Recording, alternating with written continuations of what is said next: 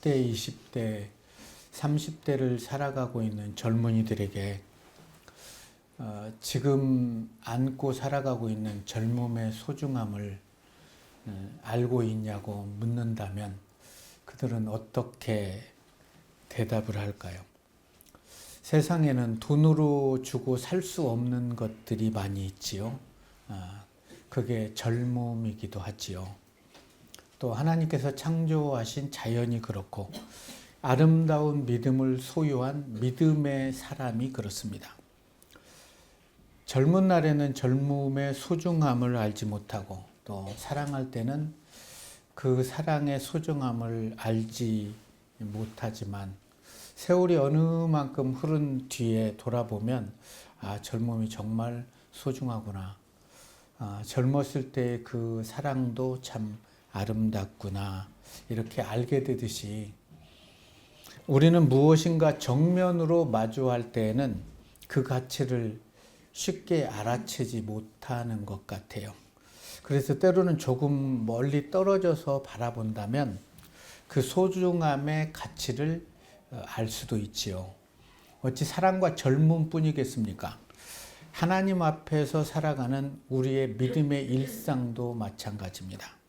하나님을 믿는다고 그렇게 믿음으로 살아가면서도 그 믿음의 가치를 잃어버리고 살아가는 때가 있죠. 그래서 하나님이 주시는 은혜와 축복을 상실해버리고 기쁨과 감사도 상실한 채 그렇게 살아가기도 하지요. 또 하나님을 사랑한다고 하면서도 그 사랑이 보이지 않을 때도 있지요. 사랑했던 남편이 떠난 빈 자리에서 하나님의 사랑이 보이지 않았던 그런 여인에게 하나님의 사랑을 다시 볼 수 있게 한 선지자가 있습니다. 그 선지자를 오늘 함께 만나보겠습니다. 오늘 우리에게 주신 하나님의 말씀은 열왕기하 4장 1절에서 7절의 말씀입니다. 선지자의 제자들의 아내 중에 한 여인이 엘리사에게 부르짖어 이르되 당신의 종 나의 남편이 이미 죽었는데 당신의 종이 여호와를 경외한 줄을 당신이 아시는 바니이다. 이제 빚준 사람이 와서 나의 두 아이를 데려가 그의 종을 삼고자 하나이다 하니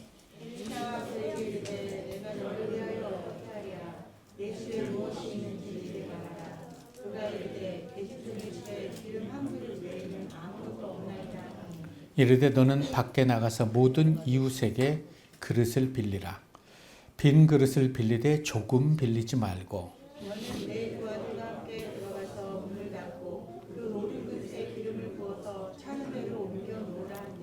여인이 물러가서 그의 두 아들과 함께 문을 닫은 후에 그들은 그릇을 그들에게로 가져오고 그는 부었더니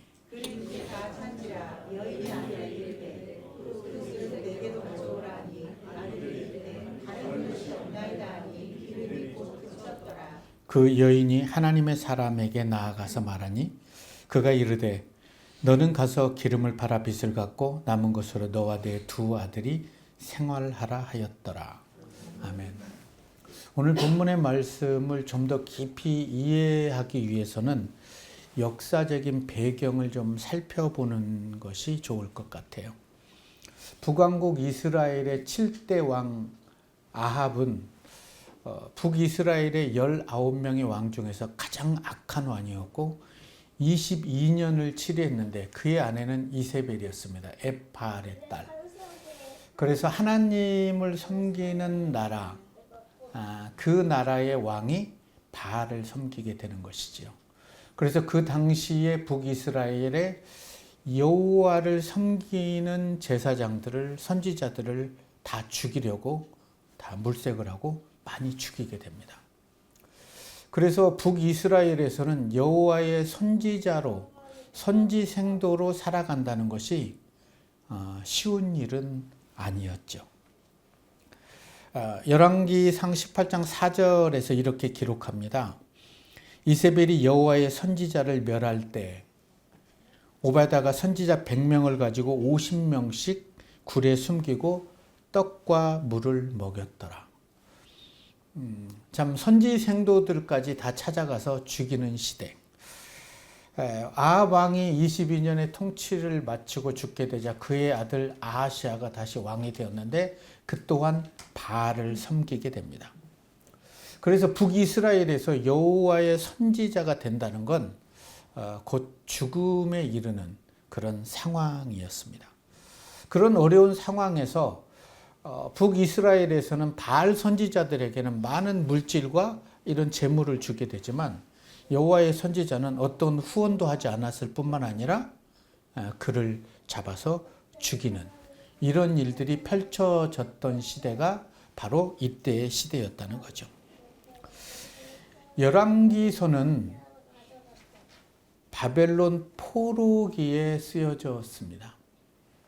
그렇다면 오늘 본문에 나오는 과부의 이야기의 독자는 과연 누구일까? 바로 바벨론 포로에서 고난을 받고 있는 그런 바벨론 포로들이 독자였던 거죠. 그렇다면 오늘 본문에서 하나님 앞에 경외하고 신실했던 선지생도가 죽고 남편을 떠나보낸 과부의 이야기를 통해서 포로기에 있는 이스라엘 백성들에게 하나님께서 들려주고 싶은 이야기가 있다면 과연 어떤 이야기일까요? 자, 여기까지가 시대적인 배경인데 이 배경을 우리가 품고 오늘 본문을 바라보면 다른 각도로 바라볼 수가 있겠죠. 사사시대의 끝자락에 이스라엘 백성들은 우리에게도 왕을 주십시오라고 하나님께 계속 요구를 합니다. 하나님이 왕인 것을 거부하고 세상에 있는 왕을 달라. 그때 하나님께서는 사무엘에게 왕을 달라고 합니다. 그러나 그 이전의 신명기에서 하나님께서는 모세에게 너희 후손들이 왕을 세워달라고 얘기하면 이렇게 해라. 그 왕이 너희들을 힘들게 할 것이다 하면서 왕정 제도를 얘기를 해요. 그래도 우리는 왕을 세워야겠다 해서 왕을 세워줍니다. 자, 그렇게 세워줬는데 너희들이 세워달라고 했던 그 왕이 너희들의 생명과 너희들의 삶을 아름답게 했느냐? 이렇게 묻고 있는 거예요. 그 남유다의 20명의 왕과 북이스라엘의 19명의 왕들이 너희들을 하나님의 사랑으로 이끌어 줬느냐? 거기에 대해서 이들은 어떻게 대답을 해야 될까? 오늘 본문의 말씀을 읽어 내려가다 보면 한 여인의 아픈 눈물이 그 당시의 선지 생도들의 힘겨운 삶을 보여주고 있는 거죠. 사랑해서 결혼한 남편이 하나님의 일을 하고자 하나님의 선지자가 되고자 선지 생도의 길을 가게 됩니다. 그런데 갑자기 그렇게 하나님을 경외했던 남편이 죽음을 맞이하게 된 거예요. 죽음을 맞이하자 많은 사람들이 빚쟁이들이 찾아와서 빚을 달라. 그런데 그 과정이 어렵죠. 선지생도의 길을 간다는 게 너무나 힘들었고 어려웠기 때문에. 그래서 두 아들을 종으로 데려간다. 모세오경 율법에 따르면 빚을 지면 종으로 데려가서 6년 동안 종살이를 시키고 7년째에는 풀어주는 그러한 율례가 있었습니다. 이 여인에게는 노크도 없이 남편이 죽게 된 거죠. 남편의 장례를 치르면서 울고 있을 때 많은 사람들이 위로해 줬지만 그게 무슨 위로가 되겠습니까? 장례가 마치고 이제 빚쟁이들이 찾아와서 무엇이 될 만한 건 다 가져가 버린 거예요. 그리고 두 아들까지도 종으로 데려갈 테니까 며칠까지 이것을 갚아내라. 이때 이 여인이 할 수 있었던 건 하나님의 선지자 엘리사를 찾아오는 것입니다. 그리고 부르짖는 거예요. 사랑하는 성도 여러분, 정말 힘들고 어려울 때 하나님 앞에 나와서 부르짖음이 은혜인 줄 알고 계십니까? 그 부르짖음에 응답하시는 하나님이심을 오늘 본문은 우리에게 보여주고 있는 거죠. 이스라엘 백성들이 애굽에서 그렇게 부르짖었을 때 그 부르짖음으로 하나님께서는 구원을 이루어 주셨습니다. 성경의 신약에도 많은 사람들이 부르짖죠. 스로보니 여인이나 두소경이나 수많은 사람들이 다윗의 자손 예수여 나를 긍휼히 여겨달라 이렇게 부르짖었을 때 주님께서는 어느 누구도 외면하지 않고 그의 부르짖음에 응답해 주셨습니다. 자신의 참혹한 현실을 안고 엘리사 선지자에게 찾았던 그때 이야기를 오늘 1절에서 성경은 이렇게 묘사하죠. 선지자의 제자들의 아내 중에 한 여인이 엘리사에게 부르짖어 이르되 당신의 종 나의 남편이 이미 죽었는데 당신의 종이 여호와를 경외한 줄을 당신이 아시는 바다. 이제 빚준 사람이 와서 나의 두 아들을 데려다가 그의 종을 삼고자 합니다. 이 여인은 선지자에게 얘기합니다. 자신의 남편이 여호와를 경외했다라고. 다 알죠. 그 당시에 얼마나 신실하게 경외를 했겠어요. 남편이 죽은 후로 빚쟁이들이 와서 아들마저 종으로 삼겠다고 하는 실정이라는 거죠. 이런 여인의 말을, 그 사모님의 말을 들었을 때 엘리사 선지자는 어떤 심정이었을까요? 어려움에 처해 있을 때, 고통 중에 있을 때 부르짖음에 응답하시는 하나님을 보여주게 됩니다. 오늘 본문에 등장하는 엘리사는 먼저 그녀의 상황에 대해서 묻습니다. 제가 사모님을 위해서 무엇을 해주시기를 원합니까? 이렇게 묻습니다. 필요한 것이 무엇인지를 알아야 그 여인의 필요를 채워줄 수 있기 때문에. 엘리사의 부름에 선지자의 아내는 빚만 남겨놓고 떠난 남편으로 인해서 아무것도 없다는 거죠. 기름 외에는, 한 병 외에는 아무것도 없다고 얘기를 합니다. 무엇이 있느냐고 물었을 때 남은 것은 기름 한 병뿐이라고 얘기를 합니다. 그런데 엘리사는 여인에게 가진 것에서부터 시작할 수 있는 눈을 열어주고 있는 것 같아요. 오병이의 기적은 어린아이가 먹을 도시락을 예수께 내어놓았을 때 그것으로 인해서 5,000명이 먹고 남았습니다.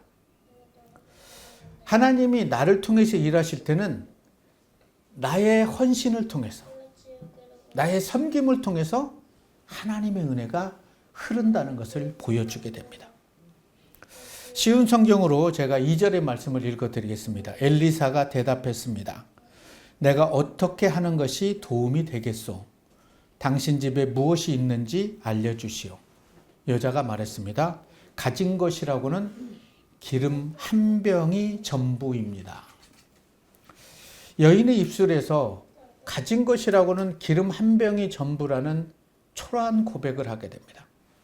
자, 그렇다면 오늘 하나님께 예배드리는 여러분의 신앙은 어떻습니까? 뜻하지 않게 부러운 그런 고난으로 인해서 신앙의 바닥을 드러내고 있지는 않는지, 기름 한 병에는 아무것도 없다는 이 고백의 그릇 속에 이 여인은 무엇을 담을 수 있을까요? 여인의 부르짖음을 듣고 만약에 엘리사가 얼마를 도와줬다면 그 여인의 삶이 회복되었을까요? 여인이 처한 상황은 돈으로 해결될 상황이 아님을 알았기에 엘리사는 그녀가 가지고 있는 것을 발견할 수 있는 눈을 열어준 것 같아요. 이 여인이 가지고 있는 건 뭐죠? 기름 한 병. 그리고 생명과 같은 두 아들. 그리고 그녀와 함께하는 전능하신 하나님. 그런데 이 여인은 그런 것들이 보이지 않고 기름 한 병뿐이라고 얘기를 합니다. 사모님, 왜 기름 한 병뿐이라고 얘기합니까? 사모님에게는 믿음의 신실한 두 아들이 있고 하나님과 함께 하시는, 당신과 함께 하시는 하나님이 있지 않습니까? 돌아가셔서 많은 그릇을 빌리십시오. 조금 빌리지 말고 아주 많이 빌리십시오. 그리고 문을 닫고 들어가서 모든 그릇에 기름을 부어 차는 대로 옮겨 놓으십시오. 여러분, 이 선지자의 말에 순종하고 불순종하는 것은 이제 이 여인에게 달려 있습니다. 여인은 그런데 오늘 본문에 집으로 돌아가서 이웃에게 모든 그릇을 다 빌렸던 것 같아요.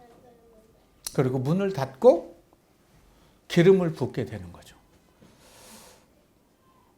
큰 그릇에 부었을까요? 작은 그릇에 부었을까요?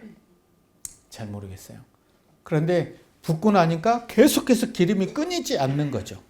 여러분, 이 여인과 두 아들이 기름이 끊이지 않고 쏟아 나오는 것을 보면서 어떤 생각을 했을까요? 그리고 이 본문을 들었던 포로 이후에 바벨론 포로에 있던 사람들은 어떤 생각을 했을까요? 그래, 우리가 하나님을 왕으로 보시고 하나님을 믿으면 우리에게는 가진 것이 너무나 많았을 텐데. 하나님이 왕 되심을 거부한 우리에게는 솔로몬의 그 아름다운 영광도 돌 하나도 남지 않고 포로로 끌려왔던 자신들의 삶을 바라보면서 다시 하나님을 향한 그런 회개의 외침과 하나님의 은혜를 간구하지 않았겠습니까? 전능하신 하나님이 자신과 함께 한다는 것. 처음 사랑하는 남자를 만나서 결혼하고 이 남편이 선지생도가 된다는데 참 쉽지 않은 가시밭길이잖아요. 그것도 남유다도 아니고 북이스라엘에서. 성지자의 생활을 하면 다 죽이고 있는 그런 상황에서 그렇게 선지생도를 한다는데 그녀는 그래도 선지생도를 한다는 그 남편의 믿음에 감동해서 모든 것을 헌신했을 거예요.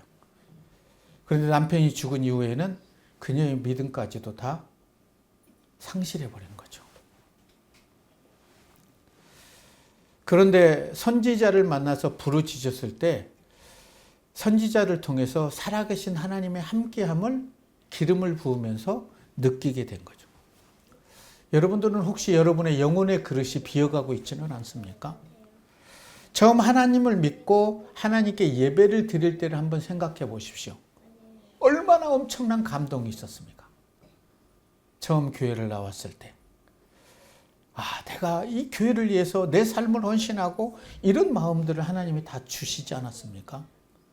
근데 그런 것들이 식어졌다면 저는 오늘 본문의 말씀을 통해서 여러분의 빈 그릇에 하나님의 은혜의 성령의 기름이 가득가득 부어져서 잃어버렸던 마음을 다시 회복할 수 있고 정말 예배가 소중하고 정말 하나님의 사람으로 살아가는 믿음이 소중한다는 것을 다시 한번 깨달을 수 있었으면 참 좋을 것 같아요. 삶이 힘이 겨워서 살아갈 이유를 찾지 못하는 그런 상황에 놓인 한 여인. 그러나 이 여인은 그 고난에 주저앉지 않고 하나님께 나왔다는 거예요. 그리고 엘리사 선지자에게 자신의 현실을 다 내려놓은 거예요. 엘리사 선지자는 그냥 없는 것에서 있는 것을 주는 게 아니라 가지고 있는 것을 보게 하신 거죠. 다시 보게 하신 거예요. 여러분 사무엘상을 읽어 내려가다 보면 한나의 절규가 나오지 않습니까? 입을 틀어막고 여호와께 통곡하고 서원해서 만군의 여호와여 저의 고통을 돌아보시고 나를 기억하사 나를 잊지 않고 저에게 아들을 주시면 그 평생을 여호와께 드리겠습니다. 이렇게 간구를 합니다. 아들을 낳지 못한다는 것은 하나님과 끊겼다, 하나님께 저주를 받았다는 그런 고대에 살아가고 있는 그 현실 속에서 한나는 그 아들을 낳지 못한다는 하나의 이유로 후첩을 받아들여야 했고 또 후첩에게 분인나에게 많은 모멸감을 받아야 했어요. 그럼에도 그들에게 반응하지 않고 하나님께 나와서 울부짖게 됩니다. 그리고 아직 태어나지도 않은 아들을 하나님께 드려요. 하나님은 그녀의 기도를 들어주시고 여러 명의 아들과 딸을 허락해 주십니다. 그 기도의 약속대로 한나는 잊지 않고 사무엘을 하나님께 드렸더니 하나님이 3명의 아들과 2딸을 더 허락해 주시는 거죠. 여러분들은 언제가 하나님과 가장 가까우셨습니까? 언제 여러분들은 하나님께 가장 은혜로운 예배를 드리셨습니까? 하나님을 향한 사모함이 식어져 버렸다면 우리는 어찌해야 할까요? 그렇다면 우리는 포로로 끌려가서 포로 생활을 하면서 포로 생활을 하는 자들에게 쓰여졌던 열왕기서를 읽어 내려가면서 마음 아파할 수밖에 없는 거죠. 열왕기 상하를 열왕기서라고 그러는데 이 열왕기서는 열왕들의 이야기가 쓰여 있는데요. 오늘 보면 4장부터 한 7장까지는 왕들의 얘기가 아니라 하나님이 하나님의 사람에게 역사하는 기적을 기록하고 있다는 거예요. 왕들의 이야기보다 더 위대한 이야기. 하나님이 하나님의 사람에게 은혜를 베푼 이야기. 다시 오늘 본문으로 들어가 볼까요? 5절 6절의 말씀을 보면 여인이 물러가서 그 2 아들과 함께 문을 닫은 후에 그들은 그릇을 그에게로 가져오고 그는 부었더니 그릇이 다 찬지라. 여인이 아들에게 이르되 또 그릇을 가져오라 하니 아들이 이르되 다른 그릇이 없습니다 하니 기름이 그쳤더라. 모든 그릇이 다 채워지고요. 그 방 안에 하나님의 은혜가 흐르게 됩니다. 그래서 하나님의 방정식은요. 우리가 그 패밀리마트에 가면 1+1이 있잖아요. 1+1인 것 같아요. 하나님 그리고 나. 그러면 엄청난 은혜가 흐르는 것 같아요. 하나님 한 분이면 충분하다는 것을 이 여인의 기적을 통해서 포로기에 있는 사람들에게 보여주고 있는 거죠. 성경의 인물들 중에 하나님께 쓰임받았던 사람은 늘 하나님과 동행하는 1+1의 삶을 살았던 거죠. 하나님과 동행할 수 있다면 어느 상황 속에서도 하나님께 감사하고 찬양할 수 있다는 거예요. 없는 것을 바라보며 좌절하고 세상에 무릎 꿇고 눈물겹게 살 것인가? 아니면 있는 것, 내게 주신 하나님의 은혜를 경험하며 하나님의 손에 붙들려서 눈부신 삶을 살아낼 것인가? 그것은 우리의 선택입니다. 도무지 믿을 수 없는 상황 속에서 하나님의 말씀을 믿음으로 반응할 수 있도록 엘리사는 이 여인을 보낸 후에 얼마나 하나님께 기도했겠습니까? 안 믿고 내가 정말 이렇게 어렵다는데 그릇을 빌리라고 하고 순종하지 않으면 어떠한 일도 벌어지지 않는 거예요.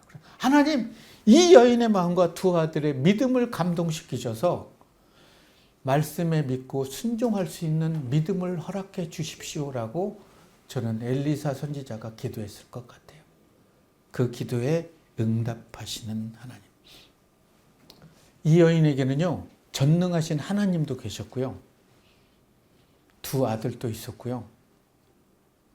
기름 한 병도 있었어요. 이 여인이 찾아옵니다. 선지자님, 하나님의 말씀에 순종했더니 모든 그릇에 기름이 가득 찼습니다. 그때 그러죠. 그것으로 빛을 갚으십시오. 그리고 생활을 하라는 거예요. 이 7장으로 쭉 내려가 보면 선지 생도들이 먹을 게 없어서 국을 끓이는데 그 해가 흉년이 들었다고 기록이 돼요. 그래서 밭에서 뭐 이상한 것, 호박 같은 걸 넣어가지고 했는데 독이 있고 그렇게 먹고 살기가 힘든 때였어요. 왜냐하면 아무도 도움을 주지 않고 발각되면 죽으니까. 그럼에도 하나님을 붙잡고 살아내면 하나님께서는 하나님의 은혜를 그들에게 흘려보냈다는 거죠. 이 여인의 얘기를 듣고 기름을 팔아서 남은 것으로 내 아들과 같이 신앙생활을 아름답게 하라는 거죠. 전능하신 하나님께서 함께 하심으로 그녀의 모든 걱정과 고통은 사라지게 됩니다. 그리고 그녀뿐만이 아니라 두 아들은 이 사건을 통해서 살아계신 하나님을 만나게 되는 거죠. 두 아들이 어떤 삶을 살았을까요? 저는 아버지의 대를 이어서 선지 학교에 들어가서 선지자의 삶을 살았다고 그냥 믿고 싶어요. 이스라엘은 하나님의 모든 축복과 은혜를 받았던 민족입니다. 다윗과 솔로몬 시대에는요, 하나님의 은혜가 온 땅에 이스라엘에 가득 찼어요. 그런데 솔로몬의 마음이 여인들에게 빼앗김으로 인해서 남북은 갈라지고, 북이스라엘은 19명 중에 단 한 명의 왕도 선한 왕이 나타나지 않아서 722년에 주전 아수르에게 멸망당하게 되고, 남유다는 3차의 침공을 받게 됩니다. 605년에 1차 침공, 597년에 2차 침공, 586년에 3차.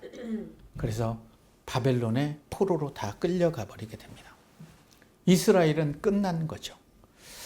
하나님의 선지자들이 바알을 섬기는 아합 왕과 이세벨에 의해서 처참하게 죽어갔습니다.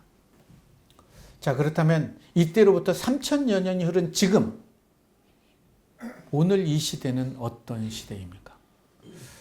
여러분, 신학교가 미달되기 시작하고요. 신대원생들이요, 목회자들, 신학생들이 풀타임을 하지 않으려고 합니다. 풀타임 하느니 알바하는 게 훨씬 더 낫다는 거예요. 그래서 지금 대한민국은 부사역자를 채용하기가 쉽지 않습니다. 특히 제주도는 막 광고를 내고 해도 아무도 올 사람이 없는 거예요. 이런 시대 속에 우리는 살아가고 있죠.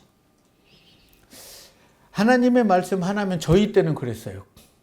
제가 아파트로 갔을 때는 98년에 30만 원 토요일 일요일 사역하는데, 저는 그 돈 안 줘도 됩니다. 저만 사용해 주시면 됩니다. 첫 페이는 하나님께 다 드리고, 그때 막 쌀이 떨어지고, 저희 시대 때는 그냥 복음이면 하나님이 함께 하시겠지. 그러나 이런 시대가 무너지는 것 같아요. 아프죠. 하나님 한 분만으로 만족하며 하나님의 말씀에 순종하는 삶을 살아내고 있는가?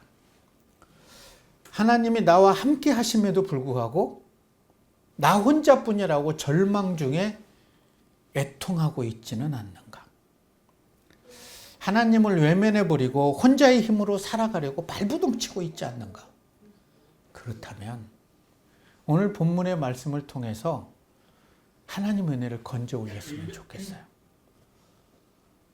그래서 없는 것을 보지 않고 있는 것을 바라보십시오. 건강하고 내 아이와 함께 예배를 드릴 수 있고 여러 가지를 보고 하나님께 감사하면 하나님의 은혜가 여러분 삶에 부어질 거예요. 나의 빈 그릇에 성령이 가득 채워질 거예요. 세상을 향해 질주하는 발걸음을 잠깐 멈추고 내 삶을 돌아다 보면, 여러분 지금까지 살아온 삶을 다 돌아보면 무엇이 소중한지 한번 생각해 보십시오. 무엇이 소중했는지. 젊은 날의 젊음의 소중함을 알지 못하고, 또 믿음이 얼마나 소중하고 귀한 것을 알지 못하다가 인생의 마지막에 그 소중함을 그때야 깨닫는다면 아프지 않겠습니까? 하나님께서는 오늘 본문을 통해서 어떤 상황 속에서도 하나님의 말씀을 믿고 순종하는 자에게는 하나님이 책임져 주신다는 거예요. 하나님의 은혜를 부어주신다는 거예요. 문을 닫고 도무지 믿기지 않는 하나님의 말씀에 순종하여 기름병을 부었더니 모든 그릇에 기름이 가득 차게 되는 거예요.